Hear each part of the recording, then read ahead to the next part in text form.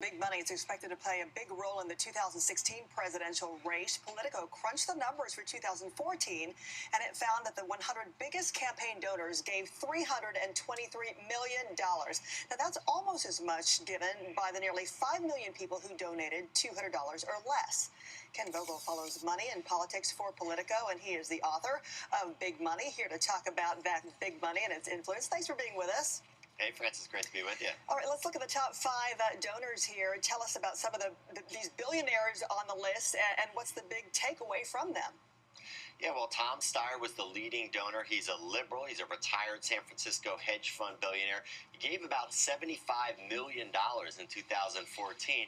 What's interesting is, like a lot of these major donors, he gave not through the parties primarily or through the candidates, but to his own super PAC. This is a group that he set up to pursue his main cause, climate change and reducing climate change. He, like a lot of these other donors, because of this, sort of became a party unto himself. Now, he didn't have great success in the 7 races that he played in a big way. He won only 3 of them, but as people say, oh, he's just getting started. Look out in 2016. He could spend even more. I was going to say, that's what happens when you have all those zeros in your bank account. As you point out in your article, Democrats have apparently gotten over their uneasiness with big money.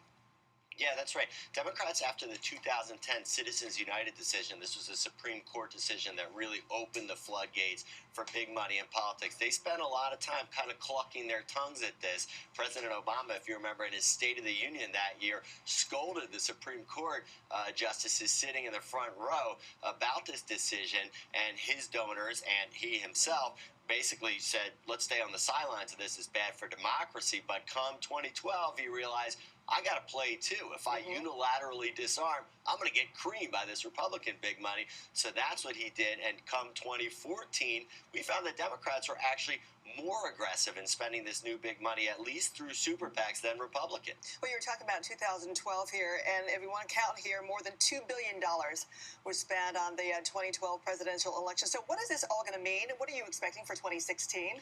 I think that we have just seen the tip of the iceberg, and then in 2016 we're going to see unprecedented spending that's going to make the folks who gave a ton of money in 2012 look back and blush. We have estimates from some of the folks who follow this closely that if Hillary Clinton runs, if she's the Democratic nominee, we could expect her and the committee supporting her combined to raise $1.7 billion with a B dollars to support her presidential campaign. Anyone who wants to be competitive with her on the Republican side is going to have to come close to that. Well, you know, if it's going to be Clinton-Bush, you know, Bush also means some money in that sense as well. So that may make it fun to watch when it comes to the money involved as well. Ken Vogel, thank you very much.